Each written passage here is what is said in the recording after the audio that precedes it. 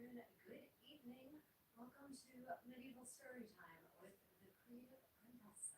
Hi, I'm Contessa, and today we shall be exploring a variety of very interesting texts that will give you a more rich understanding of the medieval world from the voices of the people who actually lived in that era. So, of course, as is typical, we're going to start with my getting dressed, and then we shall get into the texts. So, of course, the traditional question I always ask is, can you hear me? Because technology is a bitch, and I have a ongoing civil war, engaged in an ongoing civil war with technology. For the getting dressed process, as you see, I am starting off in my camicia. I shall be dressing in 1480s Florentine today, as I have been pretty much every day these last couple of live streams. For no particular reason other than today we will actually be reading some texts from the great city-state of Florence from this era, so I thought it would be appropriate to be dressed in such a manner. But I'm not going to change clothes for every single text. I don't have, for instance, 10th century Byzantine clothing. Right, so the camicia is made of linen, and it is what's called geometric construction. It consists of two long rectangles in front and back, and two squares in the armpit, and then two rectangles, one for each sleeve. So basically it is just four rectangles and two squares, and that is the basic pattern. And this is the pattern that we see in extant camicie from both 15th century Germany, or Austria rather, and 16th century pretty much everywhere in Europe. So it is a tried and tested construction method, and there are apparently some extant camicie from the 15th century at an Italian castle, but unfortunately the castle owners do not wish for the studies that were done on those garments to be made public. They don't even want people to know where the castle is. So unfortunately I have not been able to get my hands on reports about those linen undergarments. It's very frustrating, actually. I wish that the owners of that castle could be persuaded to share such a valuable information with the rest of the world. I'm not certain what they think is going to happen. It's not as though a horde of fashion historians are going to show up at their door all at once. For one, this is a very niche area of interest. For two, most fashion historians can't afford to just jump on a plane and go to Italy. Anyway, just checking. By pattern, she means the cut and not the stripes. Yes, so hi Shellback fellow, Mr. Speed, lovely to see you. Just checking out something. Good morning, how was the mincemeat pie? The mincemeat pie turned out, damn it, I'll go grab it. After I'm dressed, I'll go grab it and I'll show it to you in its morning after state. The mincemeat pie turned out amazingly delicious. It was absolutely scrumptious. For those who don't know, I hosted a medieval cooking party last night, and you can watch that recording if you want to see the entire process of recreating an original 15th century Italian recipe.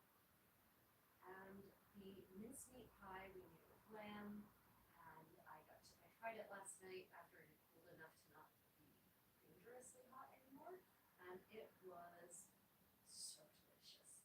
The broth basically turned into this silky, beautiful sauce that just coated every single bit of the meat in the pie.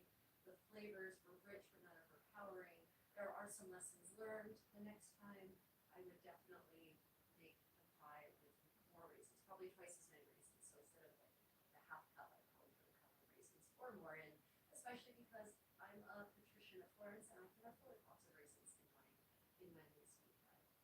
I would also add salt the next time to the meat mixture, and I would actually baste the top pie crust in butter before putting it in the oven so that the butter soaks into the crust and becomes extra delicious. That is a technique that is attested in multiple recipes, so it's not just me making things up. Right? When it comes to these pie crusts, in medieval recipes, sometimes, often, we have to extrapolate from 4 or 5 or more different recipes to get a complete idea of how to properly prepare a pie crust for a medieval pie, because it was such a common practice, and or it was considered to be outside of the purview of a cookbook because the pastry chef was a different person than the cook, that it's just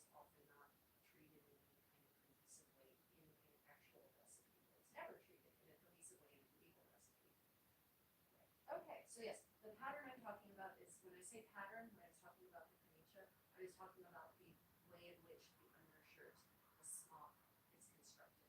Yeah, the stripes are woven into the fabric. Now that I'm all laced up, I just need to adjust my caniche a little bit.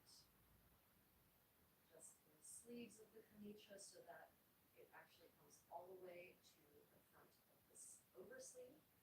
Because one of the main goals, as many of you know, of the linen undergarments in the pre-modern era, before the 20th century, in fact, well, before the 19, I don't know, before the modern, the more recent times, in fact, the function of these shirts was to keep your overgarments clean from the evils of your skin, from the oils, from the dirt that accretes in those oils, right? And then that will then rub off onto your garment.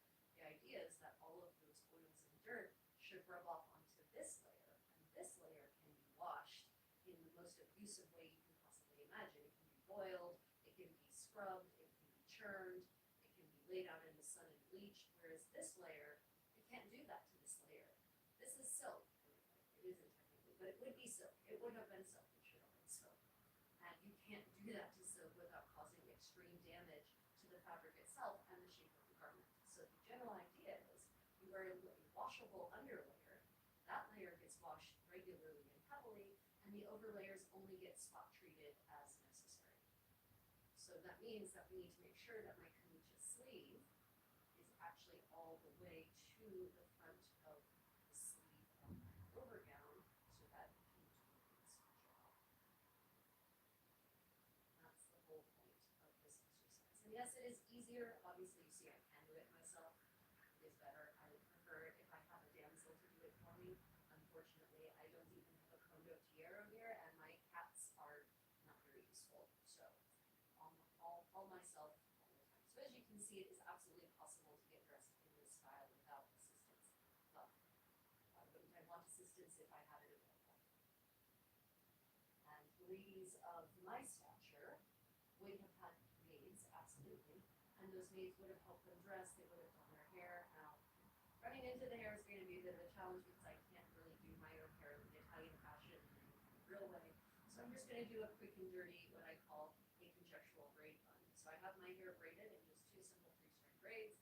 The ends are bound with finger link braiding, and I'm just going to tie it on the back of my head at the base of my skull in a series of up knots. And when I say this is conjectural, it's because I've seen zero evidence of this, but it's quick, I can do it myself. It doesn't use any equipment or techniques that couldn't have existed in the 15th century.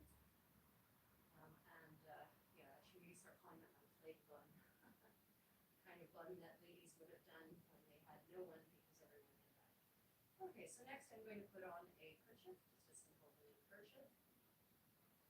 Florentine ladies, when they were at home, it's likely they would have they taped their hair into a bun on the back of their head with linen or silk ribbon, but then they would wear some kind of kerchief like this over top of that, generally when they were home.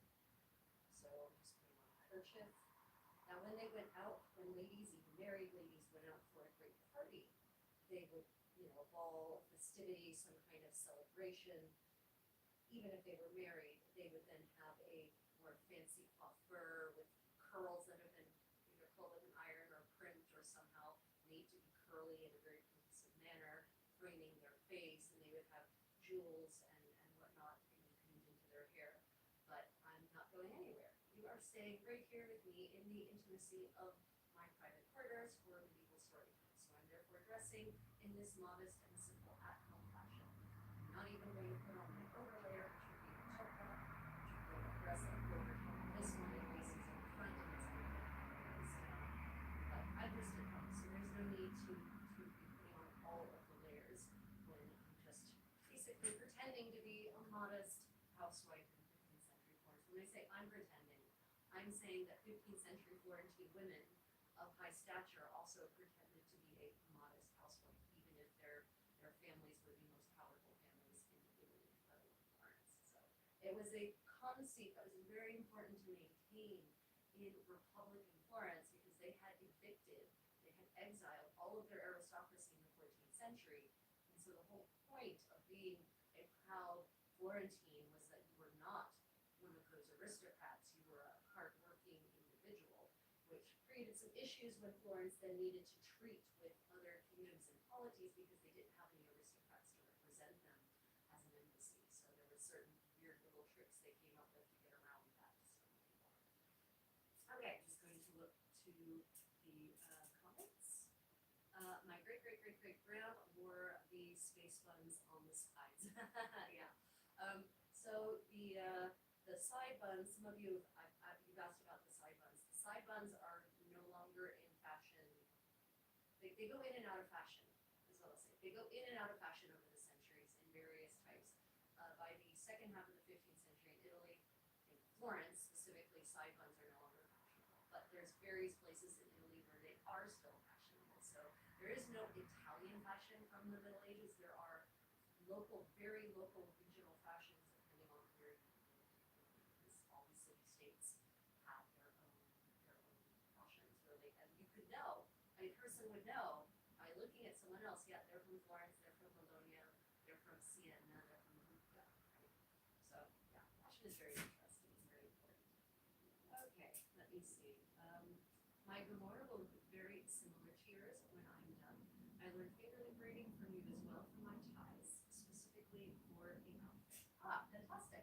Was the tutorial useful or easy to follow? I hope. Jim, lovely to see you. Would I dress differently if I were single? That's a great question. The way in which young Florentine ladies, and indeed young ladies across much of the Italies in the 15th century would signal singlehood was that they wouldn't cover their hair with a kerchief like this. They would actually wear their hair often just bound at the back of their head in a ponytail, and or maybe a braid with the rest of it in this long flowing ponytail. And they would wear just a areta or a little coif over their hair, not something that covers it more or less entirely. And that would be a visual signal that they were in fact single. So if you've got that ponytail at the back of the head with the hair flowing freely from the ponytail, or just a braid with a lot of the hair flowing freely from the braid, or even just the braid without it being bound up or anything, that would have been a sign of singlehood for a young lady, or that she was a young lady who hadn't been married yet. Because widows, for instance, didn't just then start wearing their hair down again. So it was more a difference in, are you a young lady who has never been married, or are you a married woman or a widow? Right? That was the distinction. That was the distinction. Great question, Jim. Thank you for asking. Okay, so now I'm just going to actually, I haven't been putting on a belt. I'm going to put on a simple, a very humble, in line with the whole, I'm a humble Florentine patrician wife look. I'm going to go ahead and put on a tallit woven belt. This is it's made of linen. It's nothing fancy, right? We're just at home. There's no need to be ostentatious in the privacy of my own home. Just like that. Now, they did absolutely have belts that buckled, and they're really beautiful buckles and belt fittings that have survived from 15th century Italy. Armor and Castings makes a couple of replicas, so does Raymond's Pie Press. I'm hoping I can get a set from replica Armor and Castings actually, and use that to make it into a beautiful silk velvet belt. I will actually reach out to them and ask about that as a potential collaboration going forward, because the beautiful belts that we have that have survived from 15th century Italy are stunning. There's one in the Vienna, there's one or maybe even two that are in the Vienna Victoria Albert Museum. Okay, and then I'm just going to add a little bit of bling to our ensemble for our story time. Again, nothing terribly ostentatious. Some of you have asked about this. This is a jewel that belonged to Beatrice d'Este. This is a replica, not the original. I haven't stolen the Estes crown jewels or anything like that, right? This is a replica by Armor and Castings of Beatrice d'Este's jewel, and we did such a splendid job on it. You can buy this on their website, armorandcastings.com, and Contessa 10 will get you an extra 10% off. And if you were wondering, men would have also, Italian men, Englishmen, everyone, all men across all of 15th century Europe, including Ireland, most likely, wore jewels like this, exactly like this. These jewels were not gendered. They really weren't. The jewels that men were wearing were the same as the jewels that So jewelry was not yet, this kind of jewelry, these kind of pendants were not gendered. So if you're a man and you like this, you can absolutely purchase one. Men would have worn them slightly differently, maybe, but men also wore pendants. Men wore them on their hats. Men could wear them into their breast. Men could wear them on their sleeve, almost exactly the same way that women wore them. So yeah, beautiful jewel right on our wrist. So I'm just going to put on this modest little jewel. If it were a real ruby and a real sapphire, there would be nothing modest about it in reality. But you know, it doesn't look ostentatious, shall we say, at first, at first glance. It seems modest until you consider what it might actually be. These are not real sapphires and rubies, though. These are either glass or glass. They might be synthetics, like colored glass. Okay, so let me see. Don't forget to, oh yes, thank you all. Thank you, Shelbeth. How would a widow wear her hair to show she's open for a second marriage? She wouldn't have. There would have been no difference, as far as I can tell. How would a widow have done her hair to indicate that she's ready for a second marriage? She wouldn't have. There's no difference, as far as I can tell. It may be that one of the visuals that a woman wasn't looking to remarry might have been that they're wearing not just a kerchief, but a full veil with a wimple, right? Basically, if they're wearing a headdress that looks like a nun would wear it, they're probably not looking to remarry, is the visual there. But that doesn't mean that they're not available for remarriage, and depending on where they lived, it might not have been a choice that they would have had, depending on the state of widowhood in which they were left. So yeah, there was no visual sign that she's a widow, but ready for more marriage. There was more a sign of she's not ready for marriage, might be a widow. Great questions, Susan. Thank you for asking. Okay, fantastic. Let me see. Oh, your tutorials on the best. I have been watching your long form Gamora video at least 10 times now as I'm working on. Oh, thank you. Fantastic. It's really good to know when a video like that took literally over 1,000 hours to put together. Not to make the dress, the video itself took 1,000 hours worth of work, the full 2.5 hour one, because of all the research I built into it and all of the editing and all of the filming. Yeah, that's 1,000 hours worth of work, that 2 hour video is. So it's good to know when that actually serves someone well. Okay, beautiful piece of jewelry. I love the tablet weaving, of course. I taught myself how to tablet weave. Yeah, I actually had a tablet weaving workshop in 2005, and I still remember how to do the basics. I haven't done it in a while. I actually still have the room. Really should just have the tablet weaving one set up, and then I can just work on tablet weaving when I'm watching a documentary or something. Okay, well, are there any questions about what I'm wearing before we move on to our medieval story time? And I'll just check to see questions or comments. The Sami wore round and square buttons to show if they were single or married. That is very interesting. Do you know, let me see, Vikuna, do you know how far back that dates, that practice? Is it dateable to a longer period, or is that a more recent custom? Yeah, I'm always, the problem is there's this blurry line between modern anthropology and historical fashion practices, and for certain peoples, it can be very hard to document certain practices, very far back, because either they don't have written records, or no one else wrote about them, or the records were destroyed.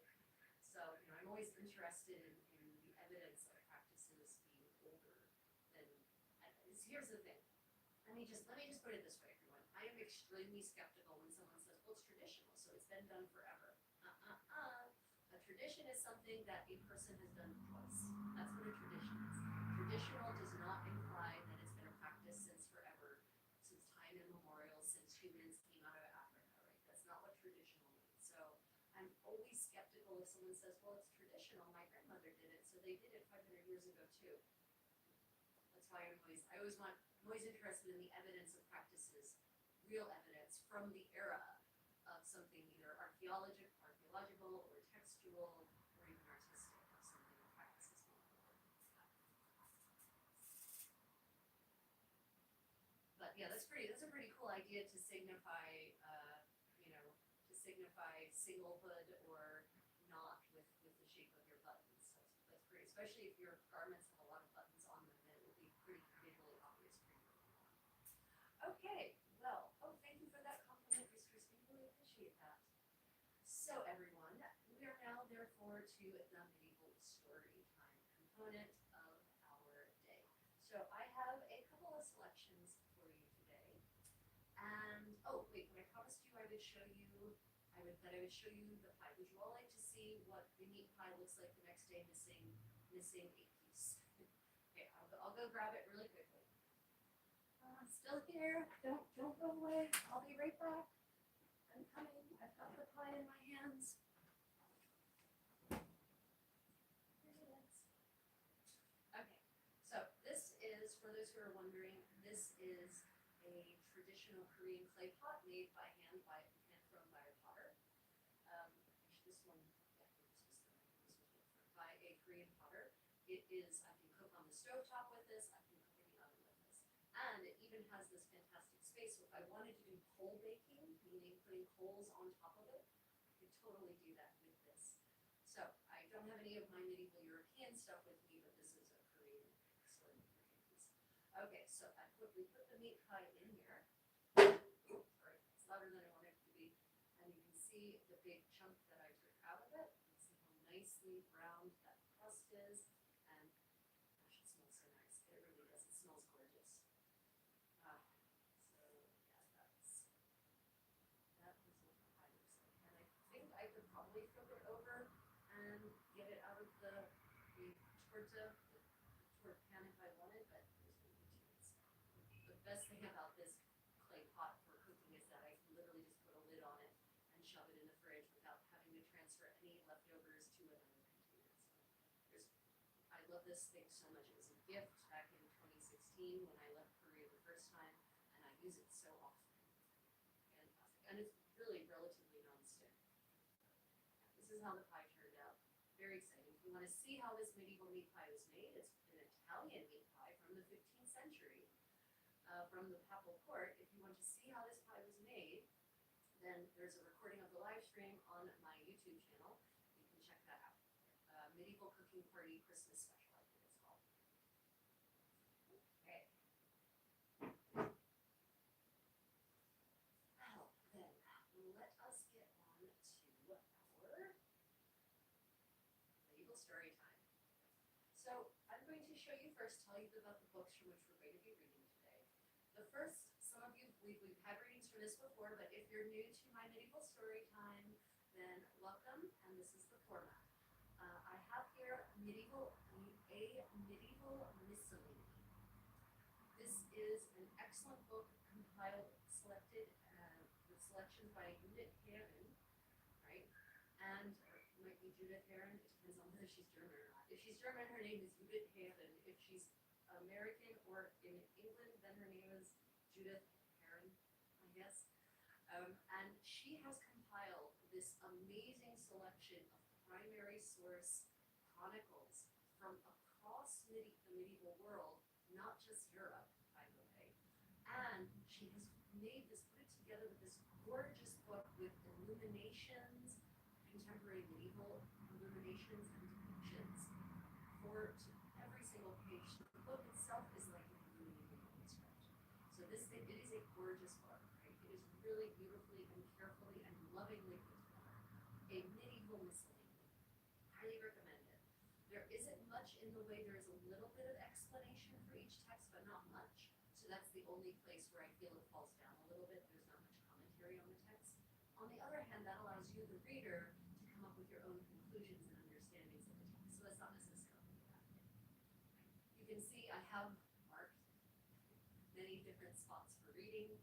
And the nice thing about this book is that it really does give you this cross-section of medieval society across almost 1,000 years of the Middle Ages, right?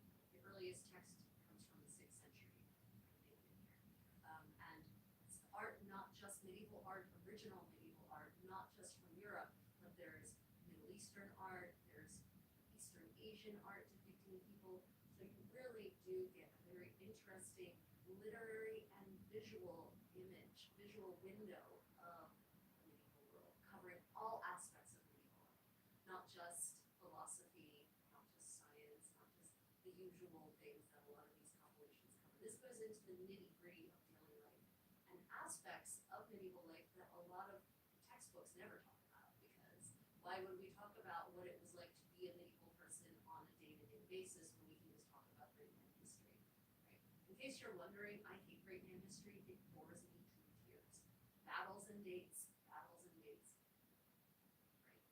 Boring. Who cares? That doesn't connect me to those people in any way. What connects me to the past and to our ancestors is understanding how they lived. So if you're interested in understanding how people in the past lived, especially through first-hand experimentation, my channel's the channel for you. If you want to learn about great man history, I'm not here to know. Okay, just questions. Jamoniel says, does it work like a Dutch oven would? The clay pot, that is. Right, so before we get to our readings, I'll just bring this back out. Yes, this clay pot can work very much like a Dutch oven, like exactly like a Dutch oven, except that it's clay. So 100%, a Dutch oven is a cast iron version of this. This is a clay version of a Dutch oven. 100%. You put coals on the top, you put coals underneath, you can put direct flame on it, you go into the oven. So very versatile, just fantastically versatile. I love this. Right. Okay, so let's get to our first read. Oh, the second book from which we're going to be reading today is actually extracts from a fantastic biography about Lorenzo il Magnifico, Lorenzo the Great, Lorenzo de Medici, the last Republican Prince of Florence, I guess we'll call that, right? Magnifico. And what I like, I often don't like many biographies because they don't have footnotes, they don't have references. And they focus, again, on big man history. But this biography does not focus on big man history. This biography will give you an idea of what Lorenzo de Medici's life was actually like, right?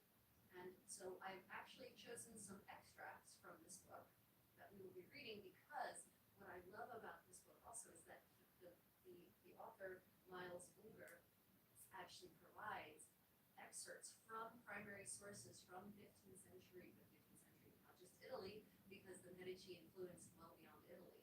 So he actually provides excerpts from primary sources so that you can understand yourself why this biographer is making this point, why he thinks that Lorenzo felt that way. Well, he thinks Lorenzo felt that way because Lorenzo said so in this letter. And here's the letter. So we'll be doing a couple of selections from here to give you a better idea of the actual lives of Florentines in Medici Florence in 15th century. Some really interesting things, including some learnings about his mother, the great Sanfilippo Narboni. Okay, so with that, commented Shelbecko, I love both styles, yours and the Great Men of History. And it's not a criticism, right? The Great Men of History just bores me unless it comes in the context of what daily life is like.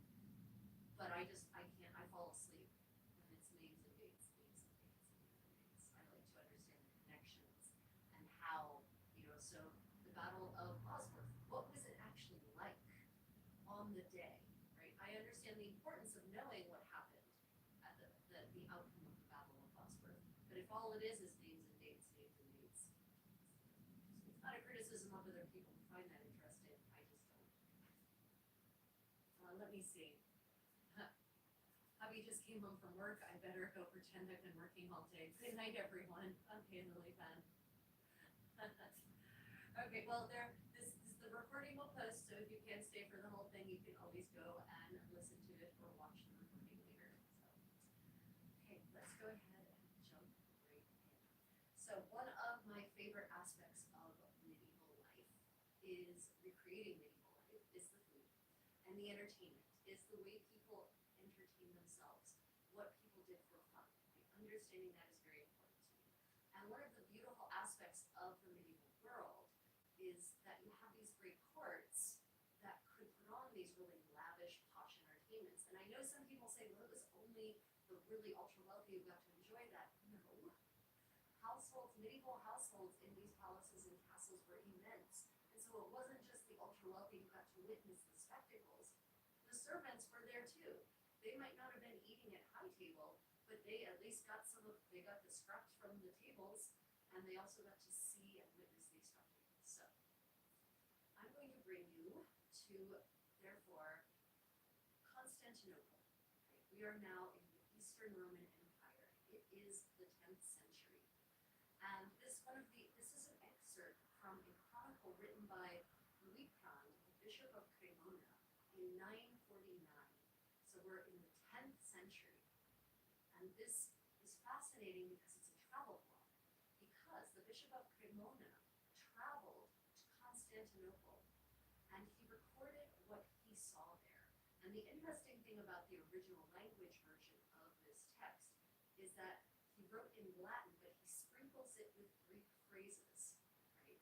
So in this translation, the translator has specifically translated this into English, but the Greek phrases they have rendered in French so that you get a feel for what it would be like to read this if you were reading this in Latin and Latin was your language. And then you're just stumbling across these random Greek phrases that have been peppered in like pine spices. Okay, so the Bishop of Cremona, is at the court in Constantinople, and he attends this feast, and he describes an after-dinner entertainment.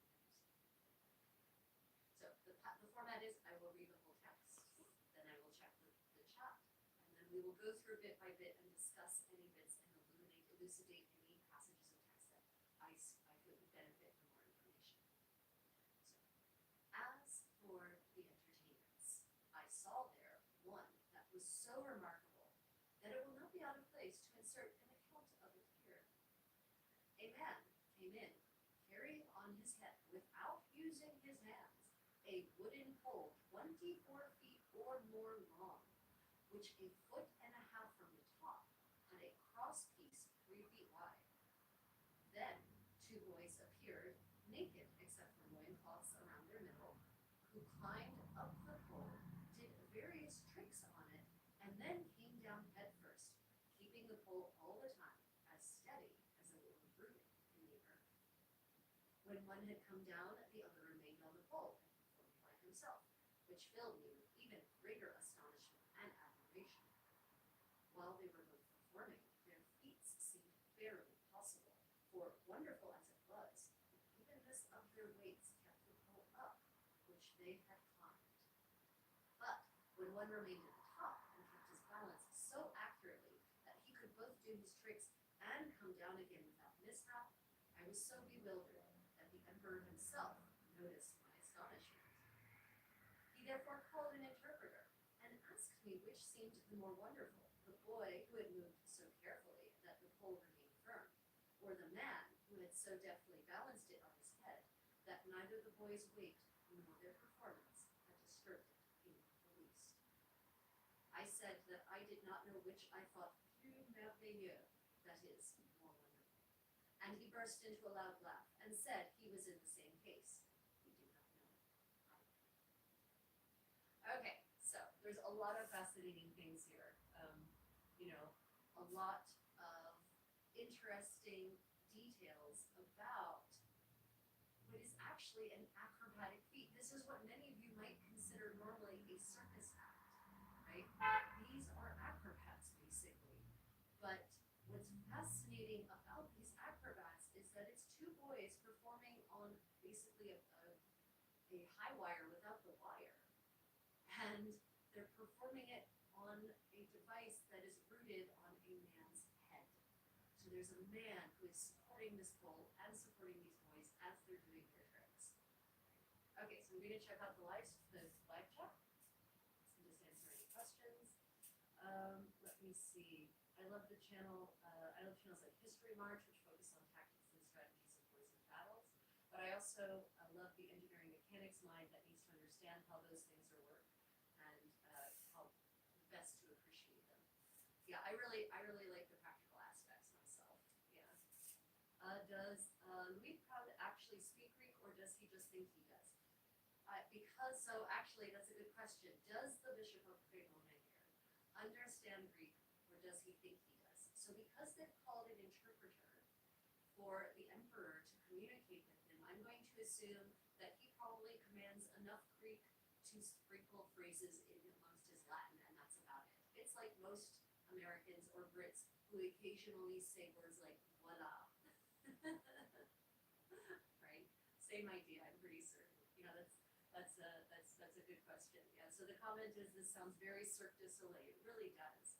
And what I love about this is it's a way to document a performance if you want to do a 10th century Greek performance, right? Acrobatic performance.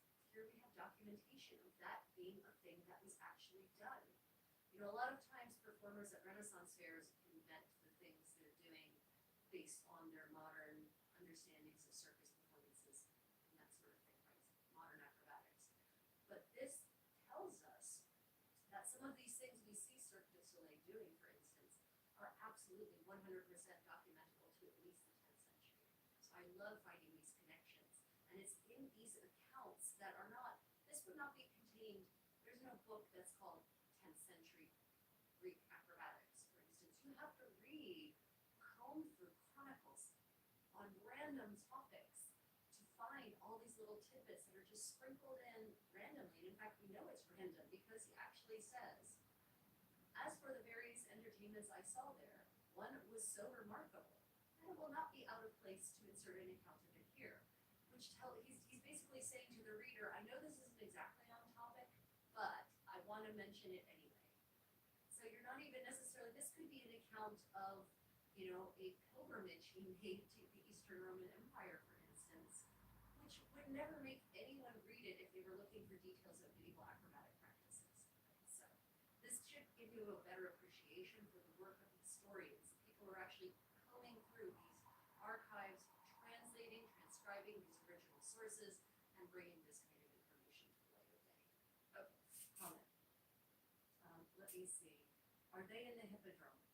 I don't think so. They are not in the hippodrome. This is an after-dinner entertainment. So they are probably in the Great Hall, in the Great Palace that was in Constantinople, which, by the way, is not Topkapi Palace. Topkapi Palace was not built on top of the palace, the Great Palace of the Eastern Roman emperors. That's a separate area. They're not quite certain where it is, but they think they know where it was. Let me see.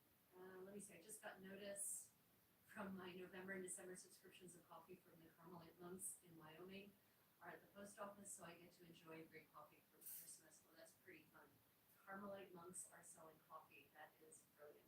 Medieval monks sold beer. So yeah, why not? Okay, so let's go back through this description a little bit at a time, shall we? As for the various entertainments I saw there, one was so remarkable that it will not be out of place to insert an account of it here. As I said, this is fascinating. It's the manner of this chronicle is very by the way. It's very casual, right? It almost feels like this must be a stream of conscience accounting of his visit to the Eastern Roman Empire and to Constantinople. A man came carrying on his head without using his hands. By the way, so I want you to imagine this: a man carrying on his head with no hands this 24-foot or longer pole. Now, 24 feet in I don't know what 24 feet would have been in Cremona in the 10th century, but more or less feet have been roughly about 12 inches since Roman times, more or less.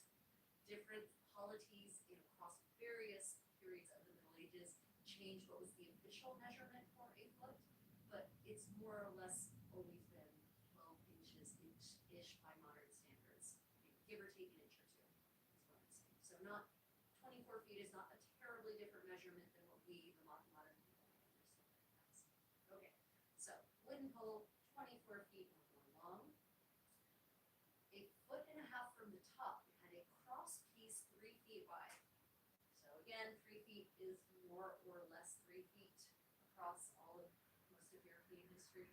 So it's a tall pole and it's got a cross piece, kind of like a sail, a mast, a sail mast, right? But a very narrow sail mast, only 3 feet wide at the top, this cross pole.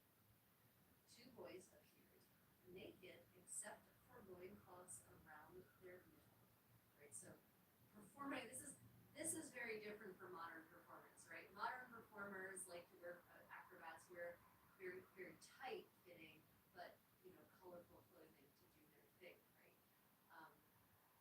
But in the 10th century, in anywhere in Europe, they didn't have cloth that was tight enough or elastic enough that an acrobat could do these things that they're doing and still be wearing those clothes.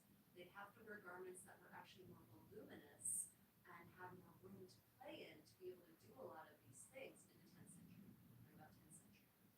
Because they haven't designed hosen and doublets yet. Hosen and doublets aren't a thing yet. We're in the tunic era, the era of the tunic. And so there's, wearing this tunic that would have enough play in it for them to be able to move would actually interfere with their ability to balance and their ability to do things with their hands and legs. So acrobats in the 10th century are therefore wearing not much. They are wearing just a loincloth, wrapped, girded around their middle, right? So these two boys. Now, boys, the problem is that the word boy is like the word girl, and it can either apply to, a child, or it can apply to a youth, someone who's actually post-pubescent and just young. We don't know. I'm going to assume, though, my assumption here is that if it's a man with a 24-foot pole upon his head, not supported by his hands in any way, that it is probably two smaller boys, prepubescent boys, who are climbing up that pole. That's my assumption here. Whether that's true or not, it's unclear. This is where I like to emphasize how we might automatically interpret a passage a certain way, but it might not be what we want it is. Yeah. I love your outfit. I appreciate that you're preserving your culture. Oh, well, thank you. I am an American, so my culture is actually about 15 different parts of Europe because I'm a mutt. I am a true mutt. My European heritage goes from Ireland all the way down to the southern tip of Italy and covers all of Central Europe. So, I'm preserving part of my heritage, I would say. This is the Italian part of my family. My grandfather was 100% Italian. So yeah, but he was from southern Italy, not from Florence. But thank you for that compliment anyway. I like how people think back then that everyone was so shocked by the body. Here, the boys in basically underwear, throwing and contorting body in front of mixed company. Yeah, 100%. So the medieval people, pre-Reformation, let's talk about nudity and medieval mores, shall we? Medieval people were not shocked by the naked body. They did not really moralize the naked body.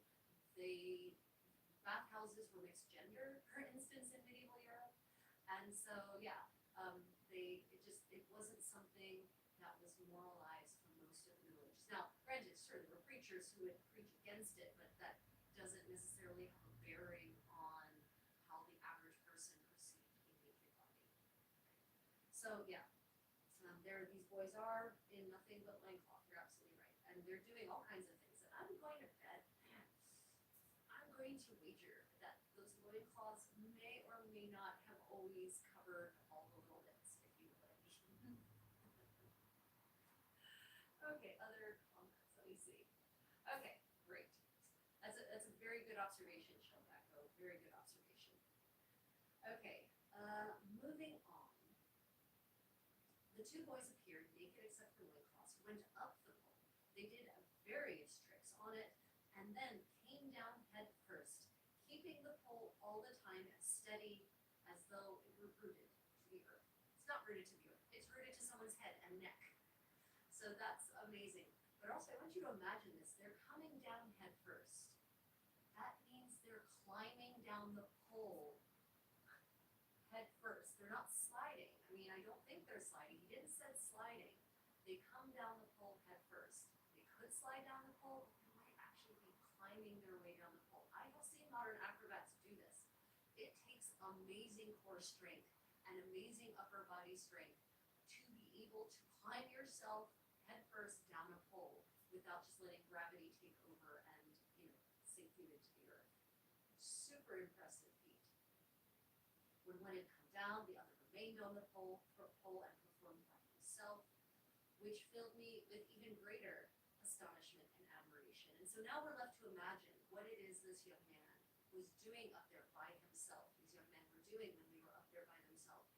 What sorts of feats were they performing? Somersaults around and around, like who knows? But it leaves it to the imagination calculation, and I'm going to wager that probably anything you can imagine would have been accurate and done. If it falls within the realm of physics, that's probably accurate. So all of these things you see, these Cirque du Soleil performers, for instance, doing, probably these boys were doing it in the 10th century, balanced on a 24-foot pole on a man's head. While they were both performing their feats, that seemed very possible, while they were both performing, their feats seemed barely possible. For, wonderful as it was, the evenness of their weight kept the pole up, which they climbed balanced. But when one remained at the top and kept his balance so accurately that he could both do his tricks and come down again without mishap, I was so bewildered that the emperor himself noticed my astonishment. Right, so this is an interesting insert mention here. I feel like this might be the 10th century equivalent of name dropping, right? Because in the 10th century, the Eastern Roman Empire is still powerful. It's still regarded across all of Europe, from Ireland all the way to the east and the south of Europe. It is regarded as a splendid, magical court, mythical practically, grand and splendid. So by name dropping that the emperor noticed his guest and then engaged with him, that's the 10th century name drop. Good job, Louis Prand. Nicely done. Well played, sir. Okay. So he therefore called an interpreter and asked me which seemed the more wonderful, the boy who had moved so carefully that the pole remained firm, or the man who had deftly balanced it on his head, that neither the boy's weight nor their performance had disturbed it in the least. Right? So here he called an interpreter. So that's what tells us that Prand's Greek is not conversational. It's either not conversational or he's pretending it isn't because he doesn't want to embarrass himself. So I'm going to stop there. I'm a professional linguist. I'm going to insert my own thing here. I'm a professional linguist. I'm a professional translator. And I have lived around the world and traveled around the world. And I cannot tell you how many people have claimed to me that they don't speak English good enough to converse with me. And then I find out that their English is actually perfectly excellent. So it could be a case of this bishop pretending modesty. It could be a case of thinking his Greek wasn't good enough. It could be a case of him pretending his Greek wasn't good enough so that he could maintain a balance of power, right? By using an interpreter rather than conversing directly. There's a couple of options there. You know, we don't know what the real situation was. Did he speak Greek? Did he not? I know a lot of people who pretend they don't speak English well enough so they can stay in their more comfortable language rather than speaking in English. And that's not a judgment. We all do that. Like I do that. I pretend. I tell people my Korean is that of a 4-year-old so that I don't embarrass myself by stumbling through things, right? Okay, comments. Subtle flex. He noticed me and sent me a translator to talk to me. 100%. Absolutely. Is it a subtle flex? Subtle? It's a flex. For certain. So interesting. I wonder if they cut against the bias at a 45-degree angle to provide stretch and draping. Yeah. So Vikinger, I would say that for the loincloth, it would have been easy, right? They could have taken a square. They didn't even have to cut across the bias. You just take a square and you fold it in half, and that's automatically going to give you bias across the pole, right? And bias across everywhere else. So it could absolutely be possible that they could have cut the loincloth to be cut across the bias to give it some natural stretch. We know that they were cut, even in this era, hosen were being cut across the bias to give them stretch. So a small garment like a loincloth, I could see them applying that method there because you're not going to waste huge amounts of fabric on a loincloth if you cut it on bias. Yeah, I could definitely see that. Blue Text Malta, welcome back. Thank you for joining us. Loincloth with no bottoms. Yep. Loincloth with no bottoms, 100%. Okay. How were these acrobats recruited to entertain the court, especially if they were young kids or were they orphans? That's a good question. They were not, my understanding is that in Constantinople, in the Eastern Roman Empire, there were professional troops of performers. And so a professional troupe would have been engaged, not just individuals. So this would have been, this is the origin of the circus. This Constantinople is the origin of Cirque du Soleil, basically, as it's understood in the Western tradition, right? The East has its own acrobatic tradition, and I'm not going to say that Constantinople informed their tradition as well, but the tradition of acrobatics that are in Europe seem to come from the court of Constantinople, from the East, because they actually had what we would call a circus. Modernly, right? Performers with animals engaged in feats, in fantastic costumes and all of that. So what I don't know is if it was families who were performing, if they engaged orphans. I can't answer that, Robbie. I'm not as familiar with life in 10th century Byzantium, in the 10th century Eastern Roman Empire, as I am with other parts of Europe. That's a really good question. I'm going to have to look into that. I'm confident someone must have written a book, or at least a paper, about the circus in Constantinople at the height of the Eastern Roman Empire. So that's probably something I can answer. I'll try to remember to look that up. Let me see. By pretending to not know Greek, he had an interpreter, which allows the emperor to speak his mind and rely on the interpreter to make the speech politically correct, thus allowing the man to hear the emperor's mind without breaking customs or whatever it's called. Yeah, exactly. Protocol. You were thinking protocol, right? Yeah. Without breaking protocol. 100%, Shell Backbow. I can absolutely see that as another reason to use an interpreter. Let me see. Born and raised in the Midwest, and I can speak proper English. Well, Jim, good on you for introspection. Okay.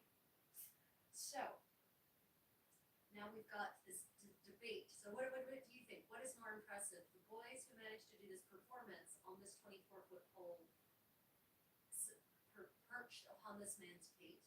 Or is it the man who maintains the 24-foot pole while these boys do all of their feats? Which is more impressive to you? I honestly, I'm not certain which is more impressive to me. Knowing the kind of postural muscles that this man would have had to maintain that. I mean, his neck muscles must have been hellishly strong, right? With the kind of neck muscles most Westerners don't have anymore because of the device slouch, right? The laptop slouch and/or the phone slouch. So, our Bishop of Cremona, Louis Prade, says, I do not know. I said that I did not know which was, excuse me, this is where we have our Greek/French insertion. I said that I did not know which I thought plus merveilleux, that is more wonderful. And I love how he provides the translation in the text. Just for any of you ignorants who only speak Latin, I'm going to translate the little Greek that I've peppered here like spice, right? I'm going to translate it for you. I did not know which I thought plus merveilleux, that is more wonderful. And he burst into a loud laugh, the emperor did, and said he felt the same way. He did not know either. Right? So it's another flex, right? It's a flex that this bishop has not only been acknowledged with very personal, intimate conversation by the great emperor, but he made the emperor laugh, right, with his remark. So there's, this little text is full of subtle flexes, and that's no doubt why it gets inserted here in the first place. I'm not certain if it's so much about the entertainments that he saw or the fact that he got to interact with the emperor because of said entertainments. Both, it could be included for both reasons, but understanding the medieval mindset, the human mindset, forget the medieval mindset, the human mindset, I'm leaning more towards it's more about the flex and less about the entertainment.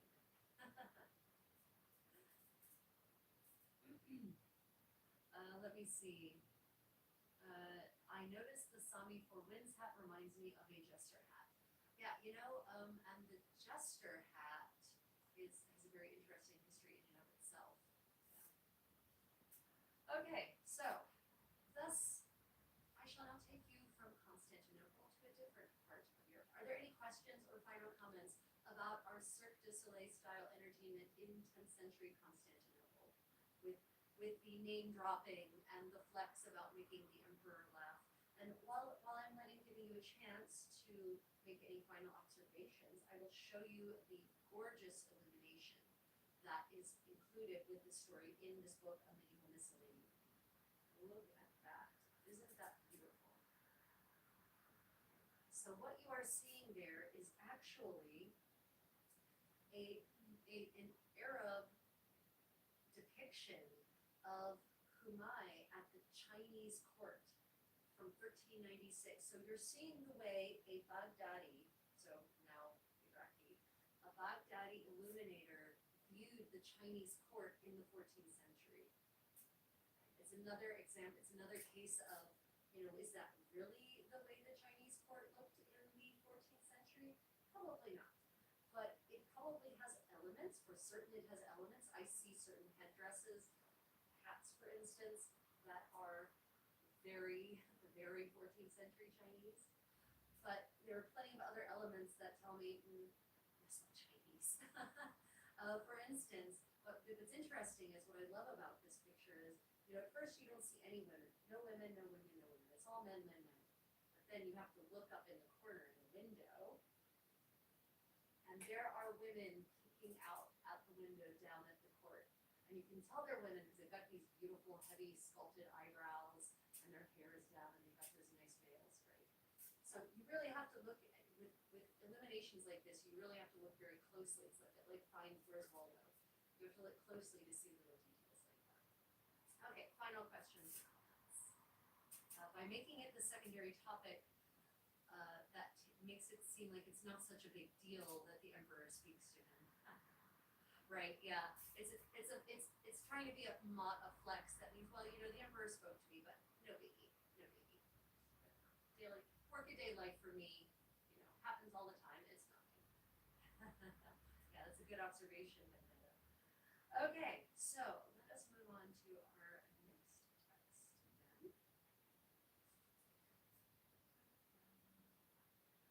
I think the card fell out while I was showing you. Okay, so the next text I have is about heat. We're now in the dead of winter, basically here in, well, not the dead of winter. We're about to, actually it might be, since today the first day, we've just entered winter, technically here, right? Yeah, okay. We've just entered winter, and so it's starting to get cold here in the northern hemisphere, right? So I thought it might be nice for you to hear about people being overheated. And those of you who are in the cold parts of the world, and for those of you who are in the hot parts of the world, you might feel some sympathy or empathy with medieval people who were suffering from a hot climate. So this is an account of an expedition by John of Gaunt in 1386. It was the Duke of Lancaster, yes, those Lancastrians, right, and the King of Portugal, who led an expedition into Galicia together, because you may or may not know, but England and Portugal have historically had very tight political ties, going back into the mid-Middle Ages, the High Middle Ages. So in 1386, John of Gaunt, the Duke of Lancaster, and the King of Portugal led an expedition to Galicia, which is still called Galicia and is northwestern Spain, against the King of Castile, who was supported by the French, right? So even in the Middle Ages, we have basically what are world wars, right? Wars that involve multiple powers aligned against each other. The English troops were accompanied by the noble ladies of the Duke's household. Now, isn't that an interesting detail, right? So this expedition coming down from England has brought English ladies with him, members, ladies of capital L, of his household, to Spain. So this is another way in which people travel more often than you might expect, thanks to expeditions, right? Not the maybe nicest cause for travel, but it results in the same thing, which is exchange of culture, new ideas, new visuals, new aesthetics being taken back with them to their place of origin. Okay, so again, the format is I will read the whole text, and this one's a little longer than the last one, but not much. And then we will go back through, we will read various sections together and discuss more important details, and of course, I will check the comments. So first, one last look at the comments. Okay, onward with our hot expedition to sunny, sunny Spain. So, these two great lords and their armies were in Galicia. They stripped the country of food. The days grew hotter and hotter until no one dared go out riding after 9 o'clock. No grass could grow, nor any other edible thing.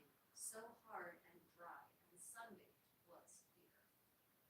The knights and squires saw how dangerous the situation might become, and the shortage of foodstuffs, and the increasing strength of the sun. They began to grumble, and their complaints ran through the army. This campaign is shaking out badly. Two things tell against us particularly. We are taking the women with us, and they always want to sit about. This Spanish land is not a pleasant one, agreeable to campaign across as France is, with all those big villages, that rich country, those cool rivers, lakes, and pools, mild and palatable wines to give new strength to fighting men, and a temperate climate. Everything is different here.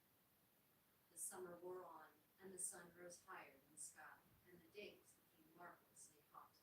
It was around midsummer, when the sun is in his strength and pride, especially in those countries of Spain and Granada, and the kingdoms far from the regions of the north. Since the beginning of April, no moisture had descended on the earth, neither rain nor dew, and the grass was burnt brown. The English ate quantities of grapes when they could get them, because they were refreshing and juicy, and then they drank those strong wines of Lisbon and Portugal to quench their thirst. But the more they drank, the hotter they became, for the wines burnt their livers and lungs, and all the entrails of their stomachs, being quite foreign to their natural diet. The English live on mild flavored food and good heavy ales, which keep their bodies humid. Now, they had dry, sharp wines, and drank copiously to forget their sorrows. The nights there are hot, after the heat of the previous day, but near the dawn, the air suddenly grows cold. This caught them unawares, for at night they could not bear to have a blanket over them and slept naked because heated by the wine.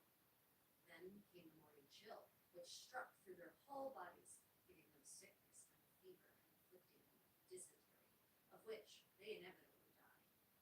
It was the same with barons, knights, and squires as with humble people.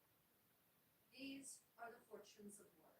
It must be said that the Duke of Lancaster and Castile would never have lost so many good men in battle as died of illness in that campaign. He himself nearly died of the epidemic, out of 1,500 men-at-arms and a full 4,000 archers whom the Duke of Lancaster had let out from England. Not more than half returned, or even fewer. Okay, so it's a bit of a downer. It's a bit of a downer. Okay, I will check the comments now, and then we will go back through section by section. Let me see. World wars in medieval days, hard to get your mind around. Yeah, it is, but they called the original World War I was called the Great War. It wasn't called the War, right? Because of its scale, and it's only with that idea that the idea of referring to a war as a world war actually arose. But the idea of fighting with multiple sides, multiple factions on each side across multiple fronts is not a modern one. Yeah. Even back then, Brits got Spanish belly. Yep. So true. Yep, they did. So funny. Yeah, there's so many fascinating details here. So first off, this chronicler is not English. I think it's a Spanish chronicler. Right. So, or could even be Portuguese. Might be a Portuguese chronicler actually, but not English. So there's some funny observations here, which are then tempered by the darkness of the end of this particular passage. Okay, so let's start up here. So these two great lords and their armies went to Galicia, western Spain, still Galicia to this day. They stripped the country of food, right? And that is unfortunately what armies in the Middle Ages do. So people often ask me, well, how did medieval armies feed themselves? Okay, so they did usually start off with some provisions, but as they went along, they ate through their original provisions, and they re-provisioned usually by looting. They did not usually purchase more provisions. They usually just stole them from whatever farms or estates they passed that were weakest and most vulnerable, which means they weren't stealing from fellow noblemen. They were generally stealing from peasants who could probably ill afford to be robbed. It was an unfortunate and a very dark side of pre-modern warfare that one of the main sources, one of the main logistical operations that a modern army has was undertaken in a very violent manner, provisioner food. The days grew hotter and hotter until no one would dare to go out riding after 9 o'clock unless he wanted to be scorched by the sun.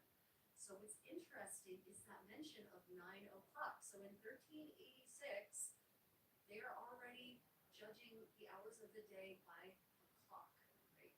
Clocks are relatively new as a technology, as a timekeeping technology in the end of the 14th century, and especially them being, this is evidence of it being not just, the clock of the church tower, for instance, that they have some other way of tracking time, and that people understand what 9 o'clock means, right? So I know you might take that for granted as modern people, but you shouldn't. You should not, right? That is, you should not take that for granted. But also, how many of you have been to Spain? Yeah, Spain in the summer, if you go out after 9 o'clock, you will be scorched by the sun, right? There's a reason that the middle of the day is reserved for eating and sleeping and resting in the shade. And then you go back out once the sun westers and finish your activities of the day. There's a reason for that. And they find out the hard way why. No grass could grow or any other eatable thing so hard and dry and sun-baked was the earth. Now here's the interesting thing about this passage. Galicia is in the northwest. Galicia these days is very green. It's very moist. In the summer it gets less moist, but it's still relatively green. So this is interesting because this is 1386. Apparently, this must have been during a hot phase in that part of the world, because even Galicia, according to this chronicler, in the summer in the 1380s gets brown, which it doesn't really get brown now. Yeah, I was just in Galicia again in October, and it rained like every other 10 minutes it was raining. But I know that's October, that's not the summer. But still, Galicia is not known for getting brown. The knights and squires saw how dangerous the situation might become, and the shortage of foodstuffs and the increasing strength of the sun. They began to grumble, and their complaints ran through the army. Where it gets fun. This campaign is shaping up badly. Two things tell against us particularly. One, we are taking women with us, and they always want to sit about, right? So they're grumbling that they have the ladies with them, and the ladies don't feel like doing anything. They don't feel like going anywhere because it's so hot, right? And it's funny because I know it's translated as women, but I'm pretty certain the better translation would have been ladies, like capital L, because usually men don't complain about having women in their army because the women are the ones who do the laundry and make the food for them, prepare things, provide other kinds of comforts, right? But what they're talking about are not just any women, it's the ladies who maybe have different expectations about life than, say, a laundress would have. The Spanish land is not a pleasant one. Now this is funny because Brits these days literally buy houses in Spain so that they can go and live there. I know so many British expatriates. I meet them on cruises especially. They left the UK 10, 20, 30 years ago and have lived in Spain since then because they like the sun and the Spanish climate. They prefer that over the British climate. So it's interesting here they say the Spanish land is not a pleasant one. It's not agreeable to campaign across as France is. All those big villages. So how's that for a travel recommendation? If you're a man at arms and you would like a pleasant place to campaign, come to France, where we have big villages, a rich country, cool rivers, lakes, and pools, mild and palatable wines to give new strength to fighting men. Our temperate climate is fantastic for any man at arms from any part of Europe, right? Like this whole thing reads like a bizarre and dark travel brochure for men at arms. So yeah, it's interesting how they're like, this place is unpleasant to campaign in, but we like campaigning in France. We never, as modern people, we might not think about viewing geography from the perspective of the eyes of a man at arms, as in the men at arms have their favorite places to go and wage war, basically. How's how's that for a dark idea? Okay, comments. Let me see. Portugal is a bit cooler, but still hot in the summer. Yes, it is. But when you don't, let me see. The natural conclusion of the hungry soldier versus the hungry farmer. Yeah, no, Shellback bow exactly talking about the way that the soldiers, strip the land of food to feed themselves. When you don't have to watch your entire life, you learn to know the tone of the location of the sun. I did that as a little boy in Boy Scouts. Yeah. Let me see. My mom moved to Spain, literally going to visit her tomorrow. Yeah, right. Imagine the ladies also didn't exactly have clothes ready for such weather. Yeah, it's one thing to vacation in modern Spain, it's another thing to campaign in medieval Spain. Yeah, sure. It's just absolutely, I agree with you, Shellback. It's just really funny. It's like now Spain is the place all the Brits not just want to vacation but want to live. But yeah, they're not campaigning there. I will absolutely concede that point. And the point about the ladies not necessarily having clothes for this heat, yeah, probably not. Their garments, probably all their coats, COTE, are fully lined in fur. So yeah, they're not wearing clothes that are appropriate to this climate for certain. Yeah. Okay. The mention of mild and palatable wines as being a particular feature of France is very interesting, right? Which might be a little clue about the difference in medieval. It could be a clue in the difference between medieval Spanish wines and medieval French wines, or it could just be a bit of racial bias or ethnic bias. Right?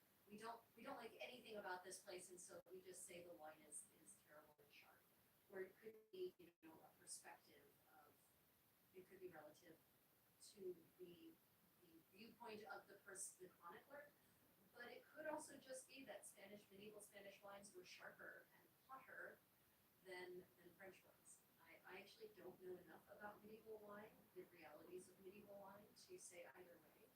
But this chronicle seems to imply that there is a difference. There's a marked difference. But the fact that they mention, we'll get to the strong wines of Lisbon and Portugal, I'll address that in a moment. The summer wore on, and the sun rose higher in the sky, and the days became marvelously hot.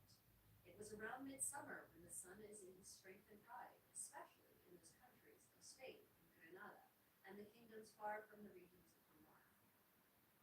Since the beginning of April, no moisture had descended on the earth, neither rain nor dew, and the grass was burnt brown. Now that is the rain cycle of the Mediterranean, with which I am keenly familiar, having lived in parts of the Mediterranean. Absolutely. It is, even to this day, it is very common that after April, early April, March and October are the rainy months, generally. Those are your rainy months in the Mediterranean. And in the summer, yeah, after early April, generally rain does not really fall in any kind of quantity. Granted, modern weather patterns are completely off the charts, unpredictable because of climate change, but still, in general, that remains true to this day. The English ate quantities of grapes when they could get them, because they were refreshing and juicy. Right? So they're literally, they're taking grapes when they could get them. That's not when they could buy them. That's when they happened across a vineyard where there were grapes growing on the vines. So once again, looting for the wind, pillaging for the wind.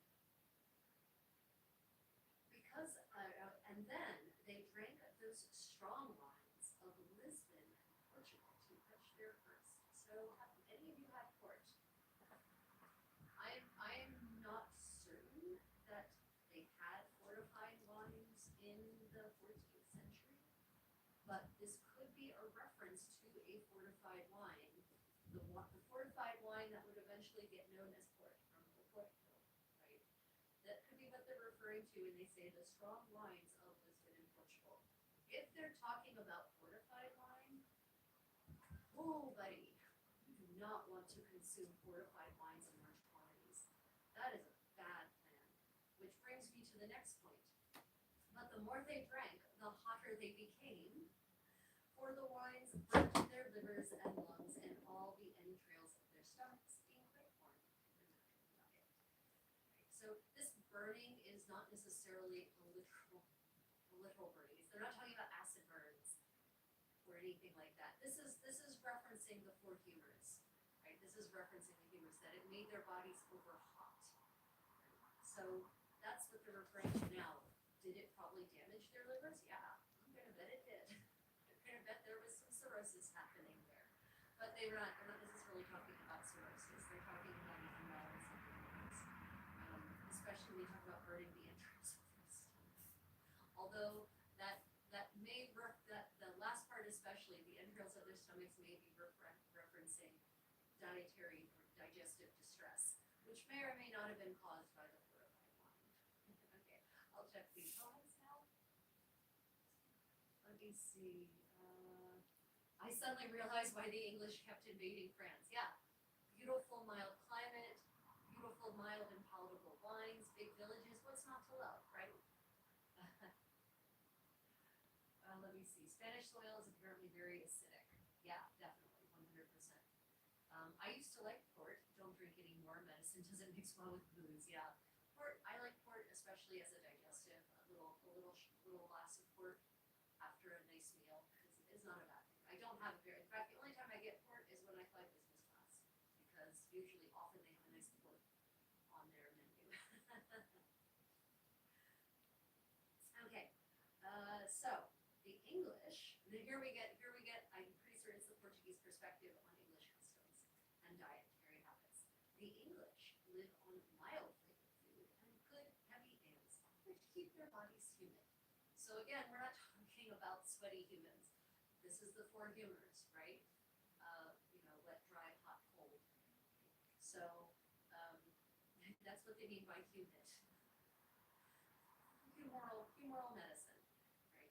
But I love the little tidbits, the soupçon of flavorings cast in here. Mild flavored food and good heavy ales. Now, they had dry, sharp wines and drank copiously to forget their sorrows, right? So I do know that Spanish wines do tend towards dry. But that may be a reference to dry wine like we understand dry wine, but it could also just as likely be a reference to the four humors. Hot, cold, wet, dry. Okay. The fact that they drank copiously to forget their sorrows also tells me they were possibly not diluting their wine. Remember, medieval practice for wine consumption is to dilute your wine, usually 1:1. Really mild consumption was 3:1, right? The Charles the Good of Burgundy was famous for his temperance and his moderation, and his chroniclers note, and people who visited his court noted that he cut his wine 3:1 water to wine. So that's, if you're drinking undiluted wine in the 14th century, that is not normal. That is not normal at all. And I'm going to bet that if they were drinking to forget their sorrows, they were probably not cutting it, which also might be why they scorched the entrails of their stomachs. So let's get to the nights. And this is what the next passage we're about to go through, review, is something I've experienced personally when on campaign myself, right? The nights there are hot after the heat of the previous day, but near the dawn, the air suddenly grows cold. This caught them unawares, for at night they could not bear to have a blanket over them and slept naked because of being heated by the wine. Then came the morning chill, which struck through their whole bodies, giving them sickness and fever and afflicting them with dysentery, of which they inevitably died. It was the same with barons, knights, and squires as with all. Wheel of Fortune, my friends. Death comes for all, right? Death is the ultimate equalizer. Okay, so how many of you have either camped or done medieval living history or living history encampments? You go to bed, middle of summer, you go to bed night before, you're sweating, you're hot, you literally just starfish on your bed and hope that no limb touches the other limb because you're that warm. And then the night cools gradually until suddenly before dawn it is indeed cold. And you wake up shivering because you have, of course, cast off the blankets. I've been this person. I have been this person. Thankfully, I did not contract a chill that resulted in sickness and fever and dysentery. But I have absolutely experienced exactly what is described here, where you go to bed eventually we go to bed the night before and it's still hot as could be. And then by dawn, the earth has cooled to an almost alarming degree, and I wake up shivering, desperately scrambling to find anything to cover my body. Let me see. As a man who drinks highballs, I'm on my second highball. I agree with the idea of watering down wine. Let me see. Did they dilute the wine to bring out flavors? They did not dilute the wine to bring out flavors. They diluted the wine because it was understood that if you drank uncut wine, you would have health issues, right? So diluting water wasn't necessarily always potable, right? So one of the ways that they got around water not being potable and being possibly toxic or poisonous was by cutting it with alcohol, whether ale or beer or wine or cider. But the other acknowledgement was that if we drink undiluted wine in the quantities that we would need to stay hydrated, it will be problematic. So it wasn't really about bringing out the flavors, but making a refreshing, tasty beverage. Now, if any of you have tried chilled wine that has been cut with water at a medieval event on a summer day, it's so refreshing. It's so much more refreshing than undiluted wine, really. Other questions? I hear London is like Seattle, rain and fog 9 months of the year. Seattle isn't like Seattle anymore, though. I lived in Seattle a couple of years back for a year and a half, and the weather, and my husband's family is from Seattle, and it's getting to the point where the summer is nothing but scorching hot all summer, brown and dead, and there's not much rain in the winter anymore. Yeah. Let me see. Questions? I have slept straight out on the ground. Yeah, I've slept straight out on the ground. Yeah, if you sleep directly on the ground and it gets chilled, you're going to suffer quite a lot. I want to make a pilgrimage to Chichester and also visit East Scotland. I have actually been to Winchester and done a little walking pilgrimage from the hostelry of St. John all the way to,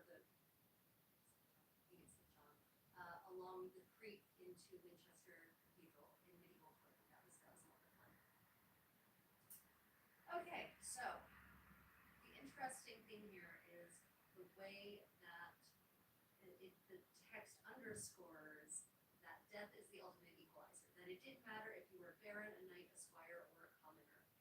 They were struck down.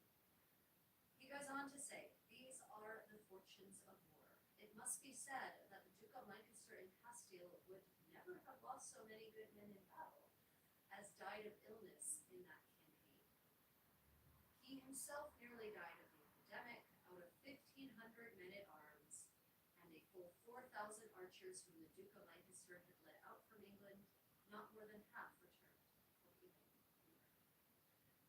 So this is an aspect of medieval pre-modern warfare that most people either want to ignore or just of which they are unaware, is that most men-at-arms did not die a glorious death on the battlefield. They died of disease, either while campaigning or because of their injuries, they died of septicemia, right? So either they died of dysentery because of something they contract in the midst of, while on campaign in camp, because of poor sanitation in a medieval camp, or they died of infection from their wounds, right? There aren't actually that many people who just straight up died a glorious death on the battlefield. That was not actually the most common way to die as a man-at-arms. Most of the great knights throughout history died of infection from their wounds. So not necessarily the glorious battle death that we would like.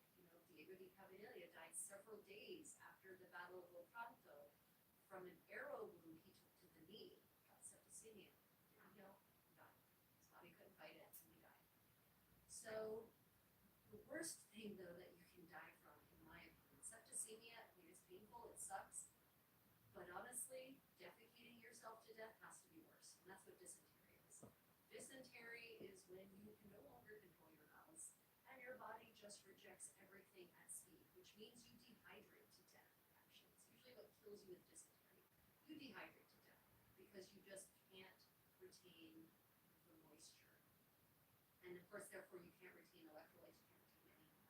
Dysentery, I think, must be the most awful way to die as a man-at-arms, but that's how many man-at-arms die, as they say here.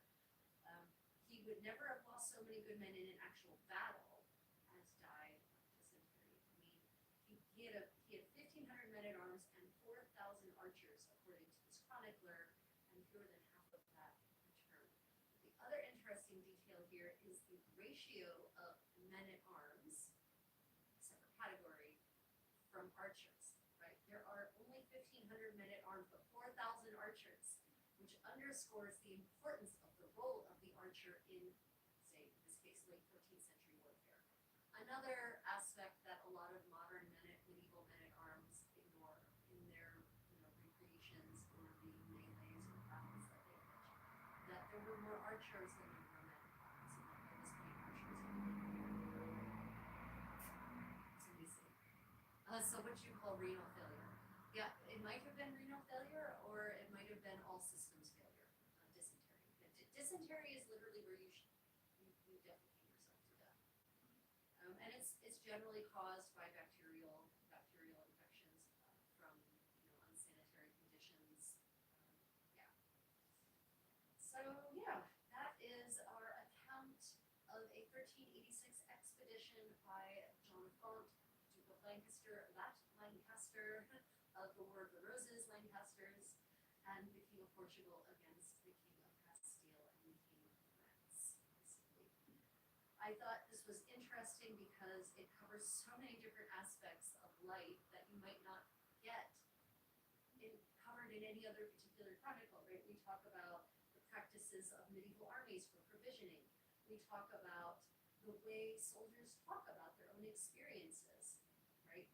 What is a good place to campaign? What is an unpleasant place to campaign? Soldiers actually thought about these things, right? This actually provides a little insight into the mind of a man-at-arms in the Middle Ages, right? You literally decide, now we have to think about history in terms of, were a lot of these battles because men-at-arms wanted to go and have a campaign in a nice place with nice wine and a nice climate, right? That would be a fantastic way to reapproach the study of history. How many of these battles line up with places where there were nice things? And I'm not talking about the usual resources, I mean creature comforts, like pleasant wine, a nice mild climate, big villages, what else do they say? Cool rivers, lakes, and pools. Basically, how many of these battles of history line up in places that would make a great modern vacation resort? I know, I am partially jesting, but that might be seriously an interesting new take on history for some PhD candidate looking for a new thrust of history. Okay. Comments? Right, okay. So any questions, final questions about our account of the very failed expedition of John of Gaunt, Duke of Lancaster, to Portugal? There's so many details here. The fact that English ladies, capital L, went with them on this campaign and therefore saw a variety of Spanish and Portuguese ladies and how they dressed and how they lived their lives and brought those ideas and aesthetics back with them to the English court, right? This once again shows the interconnectivity of the medieval world. So the wine or spirits would have sterilized the water. Also, honey was used medicinally, and it today can be used effectively. Yes, exactly. The wine and spirits. So spirits aren't being consumed yet, as far as I know, at least what we consider spirits. If you're talking about distilled alcohol, as far as I know, I haven't seen evidence of distilled alcohol being consumed in this phase. It's mostly fermented beverages, right? Absolutely, would have 100% sterilized the water. Yeah. Archers started training with the bow before pubescence. Yep, 100%. 100%. Agincourt, a nice place to fight a battle, pleasant weather. Yeah. And then you get there and it's like, what happened to the travel brochure that said that they had nice mild climate? Talking about Agincourt. Yeah, don't forget the general's girlfriend. The general's girlfriend. Villa Vendetta says, gotta head off.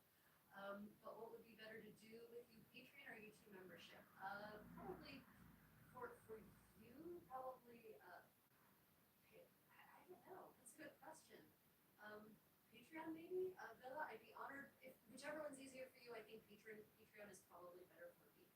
Honestly, I think so. Yeah. Appreciate you, Villa. Thank you so much. That's oh wow. Thank you. Okay, so let us move on to our last series of texts. So we're going to move on to the biography of Il Magnifico, Lorenzo de Medici, known as the Great. And this is, again, these are extracts from the biography by Miles J. Unger. As always, I will publish pictures of the books afterwards with the ISBN, so you can either get these from interlibrary loan or purchase them on Barnes & Noble or Biblio or Aid Books. I do not support Amazon because they're a terrible, evil company who don't pay their taxes and abuse their employees, so they can screw off right to hell. But I do like supporting other, especially bookstores when I can, and it's online and Aid Books, Biblio, and sometimes you can find books on eBay too being sold by private people and sold by secondhand bookstores. So, okay. Lorenzo de Medici, let me set the stage. So I am wearing 1480s Florentine clothing of a well-heeled lady who's just casually at home, not out for any kind of big spectacle, not out for a public appearance. Right. So this is how ladies would have dressed in sort of the middle of slash end of Lorenzo de Medici's life. Lorenzo de Medici dies at the age of 44. He dies a young man, unfortunately. And I sometimes wonder what would have happened if he hadn't died a young man, if he had lived to a ripe old age, how history might be oh so different. But he did. He dies at a very young age, in his mid-40s more or less, and then Florence goes to hell in a handbasket. Savonarola kicking the Medici out of the city and turning it into a theocracy temporarily, and then he gets kicked out and it goes back to being a republic sort of briefly, and then the Pope eventually installs the Medici back as the Grand Dukes of Tuscany, and Florence becomes their seat of power once again. So Lorenzo de Medici's life isn't actually that long, but he accomplishes an amazing amount. He continues the work of his grandfather. His grandfather, Cosimo de Medici, Cosimo Piero de Medici. The names get confusing because they keep recycling them. It's like, can you please name your children something different than their grandfather? So his grandfather, Cosimo, is this really fascinating character who builds up the Medici's fleet, the banking power of the Medici, and becomes the bankers for popes and kings, expands the Medici's banking empire, but at the same time he maintains this fascinating facade of humility, of humble poverty.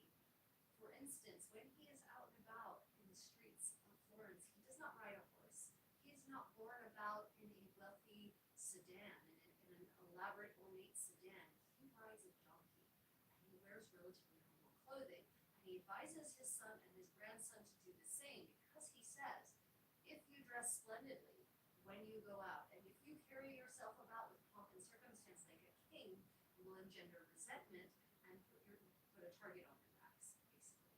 So he acknowledges that despite the fact that he's one of the wealthiest people in Europe at the time, in the 1440s and 50s, is when Cosimo's really, 30s through 50s is when Cosimo's really living the high life, as it were. You know, he's one of the wealthiest people in Europe in that time, and he still acknowledges the need to maintain a facade of simplicity to prevent yourself from becoming a target. Okay, so let me just check the comments. Let me see. There was supposed to be a question mark at the end of that. Oh wait, hold on a minute. Didn't Richard the Lionheart marry a beauty of an Italian princess, Berengaria? He marries Berengaria. And yeah, so their story is an interesting and strange one because we're not even certain that the marriage was ever consummated.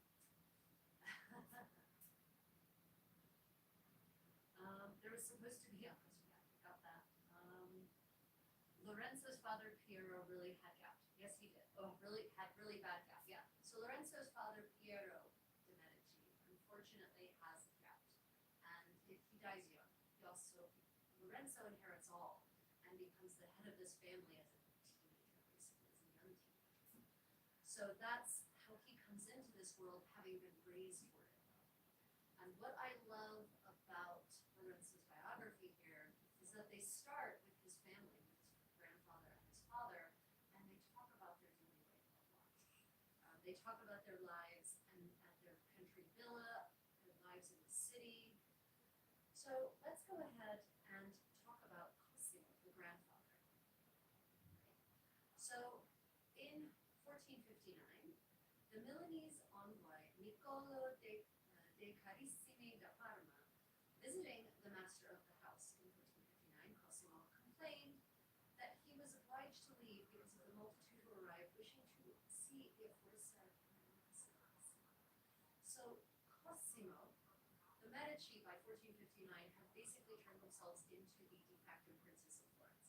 They are the princes in all but name. And Cosimo has built a brand new palazzo in Florence, which at the time was the largest palazzo that there was. It was the most magnificent, and it supplanted the old medieval Casa Vecchia, as it was called. And that palazzo became a center of power in Florence, where people would go to Cosimo to talk to him rather than him going to the Signoria, the Palazzo Vecchio, to conduct state affairs. And so there are so many people coming to the Palazzo Medici in that era that it can be actually hard for someone like an envoy from the Duke of Milan to get any kind of real audience with Cosimo. So that is an interesting idea that these bankers, right, who were originally at one point in their family's history doctors, but who became bankers and who were bankers even still in the middle of the 15th century, they've become so powerful that the envoy from the Duke of Milan only gets a few minutes before they have to move on to their next audience, before Cosimo, the paterfamilias, has to move on to the next member of the next person seeking an audience. Right? So for those of you who has been to the Palazzo Medici, if any of you visited the Palazzo Medici, it's a very sad structure. From the outside, it looks only slightly different than it did in the 15th century, but the inside is completely different, with the exception of the Cappella dei Marti, La Cappella dei Marti, right? The Chapel of the Magi. That is the one space of which I'm aware in the whole palazzo that is still in its 15th century stripped. It's been redone. It's sad. It's very disappointing. My visit to the Palazzo Medici was generally very disappointing because of that. But I'm going to therefore read to you a description of the palazzo in the 1450s. Okay. So this is actually a description by an architect, a contemporary architect. So it is a man who can appreciate architecture and interior design. So he therefore focuses his descriptions on those elements. Right. So one of the things that is now missing from the Palazzo Medici is Piero's private study, which is very much like the private study that is now in the Metropolitan Museum of Art in New York, that I think came from the Gonzaga days. I think that was either Federico da Montefeltro or it was the Gonzaga study. I don't remember which one it is.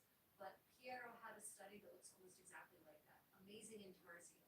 Wood inlay, the entire thing, all the walls with beautiful tiles on the floor and beautiful wooden beams above. Right? Piero had a similar private study. Okay, so here's a description by Filarete, contemporary architect, who has left us a vivid description of Cosimo when he is at his ease. So if you were to visit Cosimo as a casual visitor and not some official state visit, this is how your visit might go. Okay.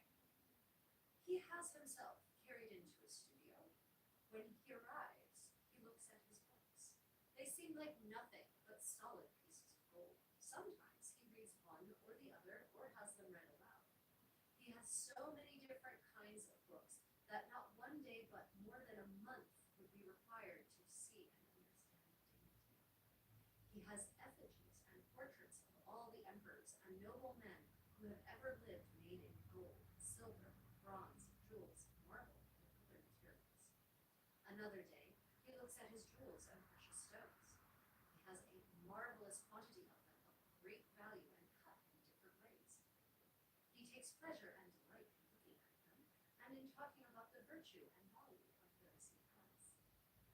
On another day, he looks at vases of gold and silver, other materials made nobly and at great expense, and brought from different places. He delights greatly in these, praising their dignity and the mastery of their makers. Then another day, he looks at other noble things that have come from different parts of the world, bearing strange arms for offense and defense. So what this passage is actually describing the origins of the museum, believe it or not, of the modern museum, rather, of the modern museum, the curio cabinet. Curio cabinet meaning like an entire room filled with cabinets. So, first off, he has himself carried into his study, into a studio study, right? And that's because he also had gout, and he was also not really very mobile himself. So when Cosimo builds the Palazzo Medici, he actually puts his bedchambers and his son's bedchambers on the ground floor, which is unusual. Normally, the ground floor are the public spaces where you would receive visitors, where you would host feasts, banquets, where offices are for the bank. But because he and his son cannot handle stairs, and I don't blame them in not wanting people to carry them up and down stairs very often, he actually specifically builds suites of rooms, bedrooms, private rooms for himself and his son Piero on the ground floor. One of those rooms is his studio, right, the study. And what we're describing here is what would later become a museum collection, right? When he arrives, he looks at his books. They seem like nothing but solid pieces of gold. Why? Why do these books seem like nothing but solid pieces of gold? Because this is the 1350s, excuse me, the 1450s. The printing press has just been invented, and it has not really started cranking out books in any kind of quantity yet. So these are manuscripts. Each one of these books is probably worth $1 million or more if you were to actually value it based on the medieval value of the materials, the gold leaf, the expensive lapis lazuli, the ultramarine used in the illumination, right? So these books were indeed probably solid pieces of gold in terms of their value. And that he has so many that it would take a month to actually look at them all gives us a clue as to the amazing size of Cosimo's library, of his private library. This is the era, the 15th century is really the time in which the wealthy and the powerful all across Europe are starting to amass private libraries from the perspective of a bibliophile, from the perspective of collecting. Whether or not they read them or not, that's debatable, but here we know that he does. The wonderful thing about Filarete's description is that we know that Cosimo's library was not just decorative, because he says sometimes he reads one or the other, or he has them read to him. So here not only do we know that Cosimo could and did read books for pleasure, for his own entertainment, for his own enjoyment, but he would sometimes have them read aloud, as I'm doing for you, reading things aloud, a very medieval practice, documentable not only in the visuals, because we do have depictions of people reading one lady reading a book to a group of ladies, but art could lie. Here we have an actual chronicles talking about the practice of having someone read a book aloud to an audience, in this case, an audience of one, maybe, or maybe Cosimo has companions with him or clients with him, or visitors with him when he has a book read aloud. That detail is left a little vague. Okay, to the comments. Books are valuable and illustrated, absolutely. Kevin, thank you for joining us. Welcome, my dear. Oh, I'm sorry, Shalbacco, I didn't get to say goodbye. Susan was asking for clarifications. We're talking about the Palazzo Medici as it would have been called in the 15th century. It's now called the Palazzo Medici Riccardi because in the 17th century, the Riccardi bought it from the Medici clan, and they made major renovations to it. They added a wing, added a whole other separate set of rooms, and they completely remodeled it to look like the neoclassical, late Baroque, early neoclassical style, right? So, yeah. Let's see. Right. Okay, continuing onward. He has effigies and portraits of all the emperors and noblemen who have ever lived, made in gold, silver, silver, bronze, jewels, marble, or other materials. So when they say the emperors, they're not talking about the Holy Roman emperors. This is the start of the fascination with classical antiquities, with art from ancient Rome and ancient Greece. And here we have again an account of the fact that Cosimo has already started collecting effigies and statues of emperors. So, and noble, and he has effigies and portraits of all the emperors, which those could be originals or those could be ones that he commissioned to be made, right? So that he can have the complete collection. All the, you can imagine that maybe in this room he has all of the Roman emperors lined up on a shelf along the wall, for instance, and noblemen who have ever lived, right? So this is like visual history, and also if you were to be invited into this studio with Cosimo, then you would look up and you would see all of these emperors and these noblemen, and the implication is that you should associate them with Cosimo, this humble banker of humble origins, here surrounded by worthy men, and that you should also view him, therefore, as a worthy man. It's a not subtle flex. One, I can afford to have all of these statues of these emperors and these noblemen, and two, I count myself among them. But I'm a humble banker of humble birth and humble origins, so you should not envy me. It's an interesting set of contrasts. Another day he looks at his jewels and precious stones. He has a marvelous quantity of them, of great value and cut in different ways. So we know that the Medici were hoarders, and the architect Filarete confirms that, but it's doubly or trebly confirmed by the death inventory that is taken of the Palazzo Medici in 1494 when Lorenzo dies, because they do an entire inventory. It's a typical practice in Florence to do a death inventory, and they go through every single room, every single cabinet, every single trunk, and they list every single item. And by the time Lorenzo de Medici dies in 1494, he has so many jewels and cameos. There's the section of the inventory that accounts for jewels and cameos is pages upon pages long. It's uncanny. So, Cosimo maybe is the first to really start collecting jewels in any kind of real quantity, but Lorenzo inherits them all and then probably adds more to them. Okay, checking the comments. When wealthy had their own collections, didn't they sometimes sponsor scholars who would have access to those same libraries and might acquire particular books for their scholars? Yes, that is absolutely true. Kevin, the Medici were sort of the first to really start this trend, as far as I can tell. For example, Lorenzo, the man from whose biography I'm now reading, Lorenzo de Medici invited artists, especially aspiring up-and-coming artists, to his what I'll call artist playground that he set up in the palazzo. And so Leonardo da Vinci, Michelangelo, Donatello, all of these artists were invited to the Palazzo Medici to work and to be creative.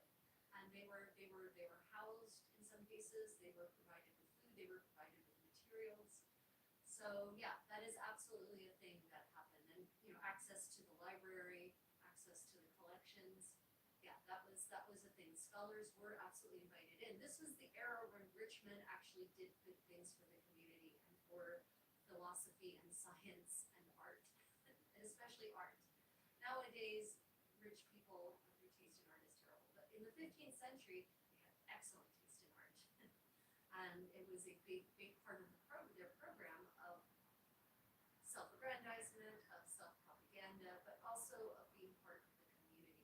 And being a representative member of the state was to commission and sponsor these great works of art, and to commission and sponsor great books.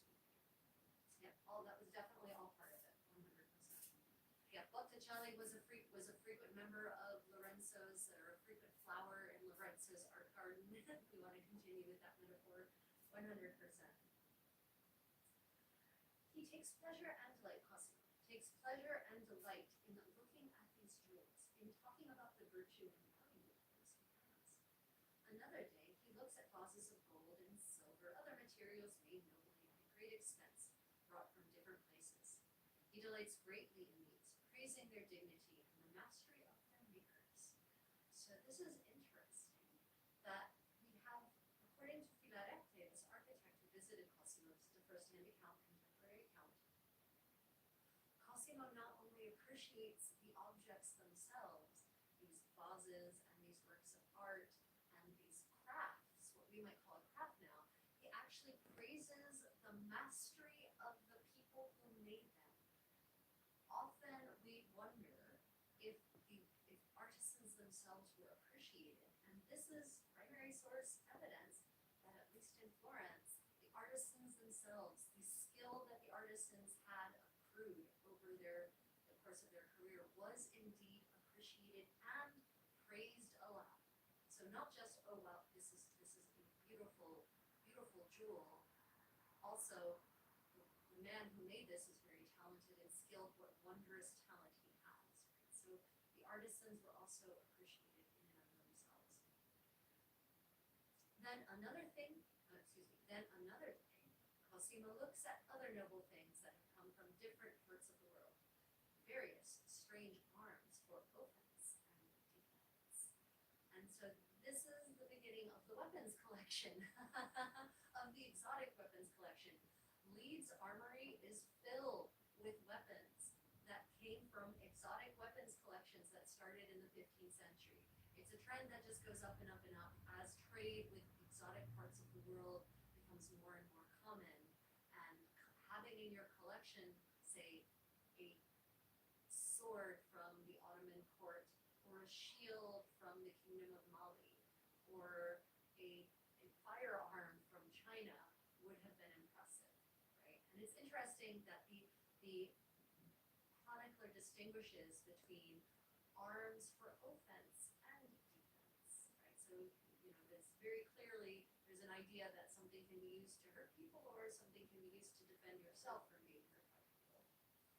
Different parts of the world, right? The exotic anthropological collections that really reached their apogee in the 18th century, I would say, or the 19th century, but that all starts here in the 15th century. Okay, all gold and silver items, a flex in wealth, 100%. Yep, absolutely. Okay, so there was one more passage I wanted to read to you. And I wanted to read to you a little bit from the bibliography itself. Again, we're reading from Magnifico by Miles Unger. Highly recommend if you're interested in understanding about daily life across multiple levels of society, about how the daily life of this man, this great man, Lorenzo de' Medici and his family, then I can really recommend this biography because this isn't just great man history. This is real man history. And it provides, it's richly supported by primary source excerpts and accounts to back up the statements that the biographer makes about the family. One of the things that really fascinated me that I learned by reading this biography was, for instance, that in Florence, because of the humble origins of pretty much all the families that were left in Florence by the 15th century, the aristocrats having been included in the 14th century, was that these rich families who all had villas in the country, they actually, the family members, the men actually worked the fields. It wasn't just their peasants, their sharecroppers, or their employees who worked the fields. They actually went and worked the fields themselves. So Lorenzo spent his childhood farming. I mean, not every day, but spent a large amount of time in the fields. So as the passage here says, Lorenzo spent many of his happiest hours in the fields and forests of Capaggiolo and Verio. His many letters to the managers of his estates show a detailed and first-hand knowledge of animal husbandry, farming, and especially the breeding and care of horses, for which he developed a lifelong passion. He enjoyed fishing as a relaxing pastime, but hunting and hawking stimulated his competitive spirit. Sights and sounds absorbed in the fields and forests fill his poetry, whose evocations of country life are every bit as precise sobre Ghirlandaio and Frangelico. This description of a rural sunrise comes from his poem, The Partridge Hunt. So for those who don't know, Lorenzo was a true Renaissance man in the understanding of that word now, meaning he was a polymath. He was interested in science, in engineering, in music, in dance. He composed music and dance. He composed poetry. He composed songs. He could play instruments. And clearly, he was also interested in agriculture because the Medici had large estates. And so here is a poem that he calls Partridge Hunt.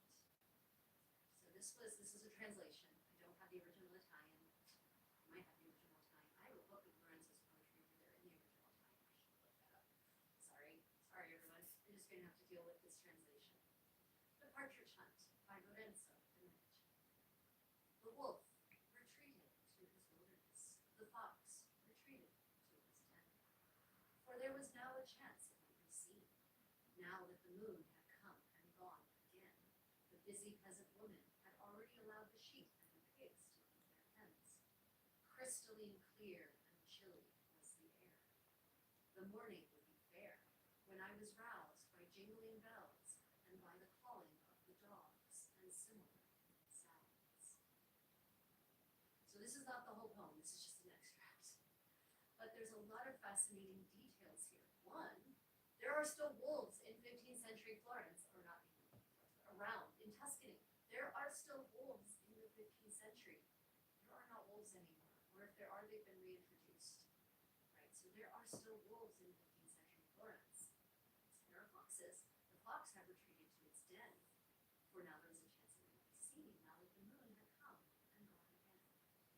And we've got a reference to commoners, right? So everyone's always asking me and themselves, honestly, what was life like for the commoners? They're not mentioned, they're not as documented in the historical record in general, but here we have a mention of a peasant woman and the way her life might have been. Brief as though it may be, it's still tantalizing because Lorenzo mentions it here in this poem. So this technically not, but really, truly, actually, in reality, an aristocrat, just, mentions this peasant woman as a quintessential part of his country experience. He says, the busy peasant woman had already allowed the sheep and pigs to leave their pens. So that tells us that part of a peasant woman's day, a farmer woman's day, was to let the sheep and the pigs out of their pens so they could go graze. Right? And that happens clearly at a particular time of day because he's using that to indicate what time of the day it is. Then he says, crystalline clear and chilly was the air. And so that gives us an idea of, a cold morning to start your hunt. Right? You can almost, when I read that line, crystalline clear and chilly was the air, I can see my breath. Right? That's what that makes me feel. It's a very clever line. It's very well composed. The morning would be fair when I was roused by jingling bells and this calling of the dogs and similar sounds. So, what are those bells?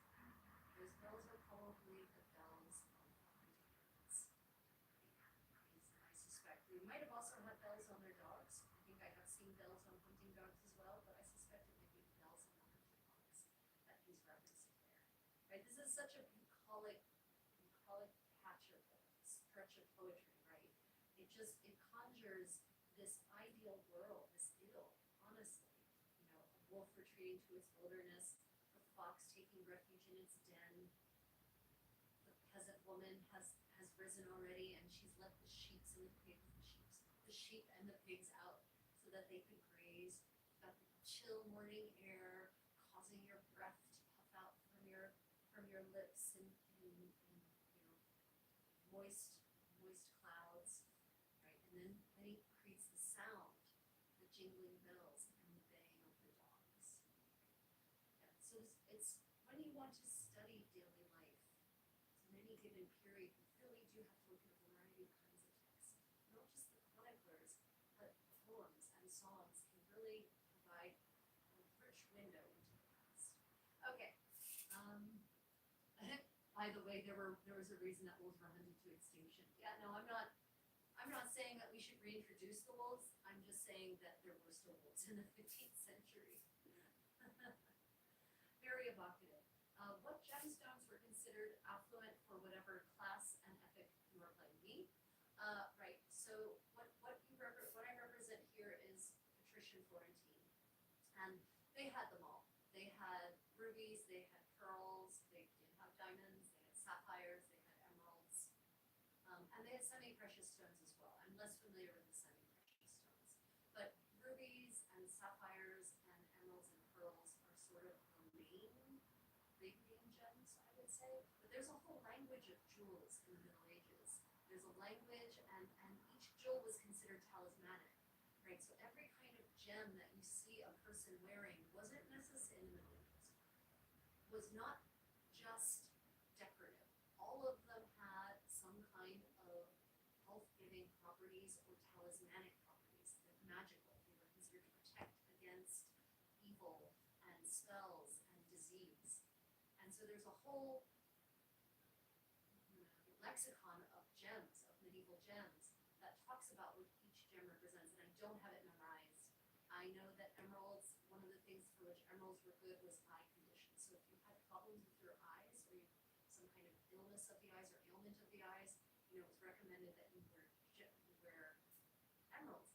But what's interesting is we actually have some extant gems that have survived, not many, where this one is backed, right? It's got a metal backing.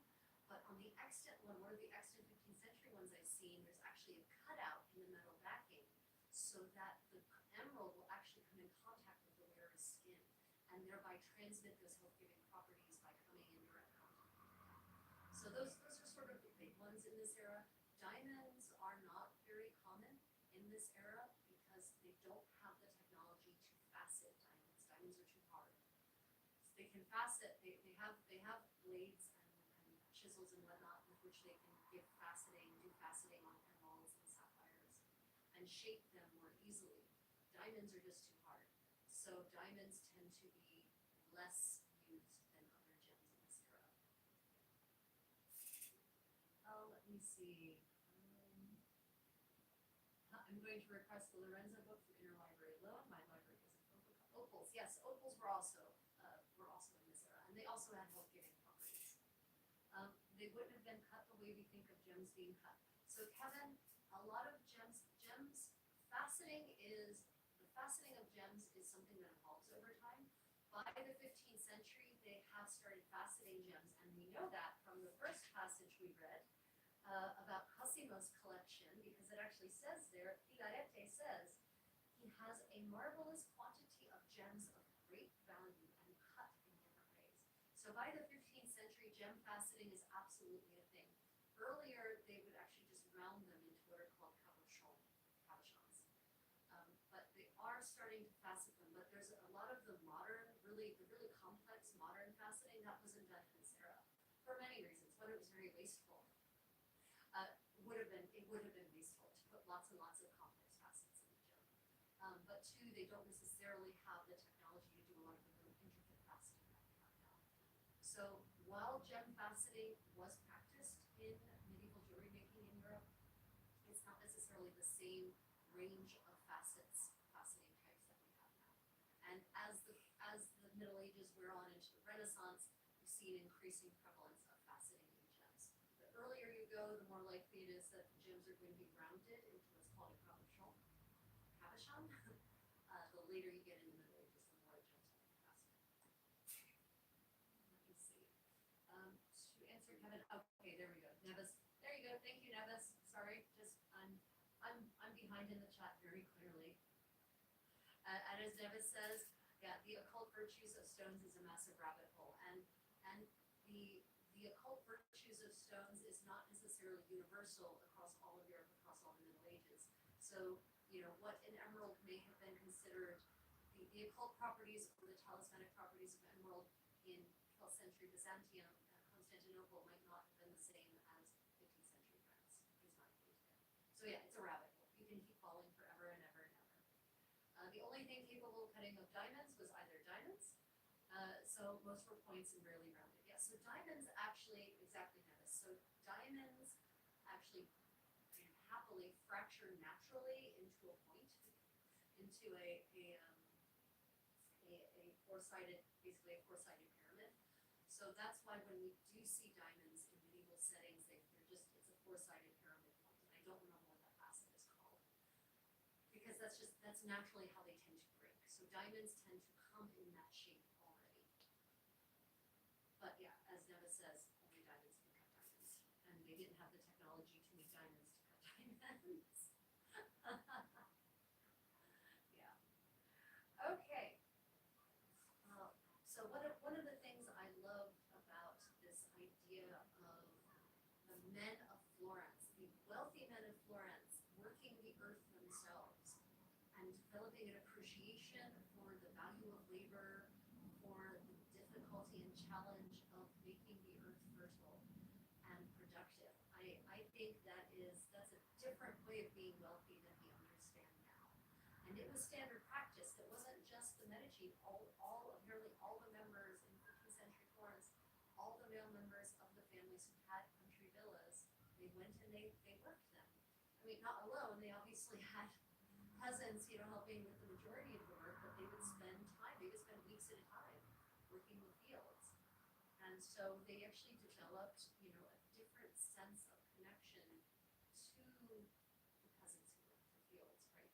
To the people doing the labor than you would get, especially from members of the modern 21%, shall we say. Okay, one more passage I would like to share with you today, and this is about women. So we've talked a lot about men, because we are talking about Lorenzo de Medici's known as autobiography, his biography. I would like to turn your attention to the fantastic and underappreciated figure in Italian history, Lucrezia Medici nei Tornabuoni. She was Lorenzo de Medici's mother. She was the wife of Piero il Gottoso, the Gotti, the daughter-in-law of Cosimo the Medici paterfamilias. And she was an amazing woman. First off, she marries this Gotti guy who's Piero is just not able to roll very much because of his health issues. Lucrezia did it all. Lucrezia was a wise and educated woman. She understood matters of state. And for instance, she even gets sent to the papal court as an emissary of Florence and of her husband to consult at the papal curia. Right? That is amazing for Florence especially, because Florence is not famous for putting its women out in public spaces, but Lucrezia did. So I'm going to read to you this excerpt from a letter. It's a letter written by Francesco di Castiglione, not the same Castiglione as Baldassare Castiglione, different Castiglione. He was a canon of San Lorenzo, which was the Medici's church at this time. And this canon writes to Lorenzo on the occasion of his mother's death, and he sends him a letter of consolation. And what he writes about Lucrezia is really fascinating. Okay, so I'll read to you the paragraph that precedes that explanation, written again by Miles Unger. Highly recommend this biography. Such was Piero's confidence in his wife's good sense that in 1467 he sent Lucrezia to Rome to consult with the papal curia. It was a remarkably public role for a woman, so contrary to custom that, according to the sour Jacopo Acciaiuoli, it, quote, reduced Florence to the lowest level of repute. That Lucrezia was equally helpful to her son is revealed in a letter addressed to Lorenzo from Francesco da Castiglione, one of the canons of San Lorenzo, consoling him on the occasion of his mother's death. He says, "What part of the state did the wisdom of Lucrezia not see, take care of, or confirm?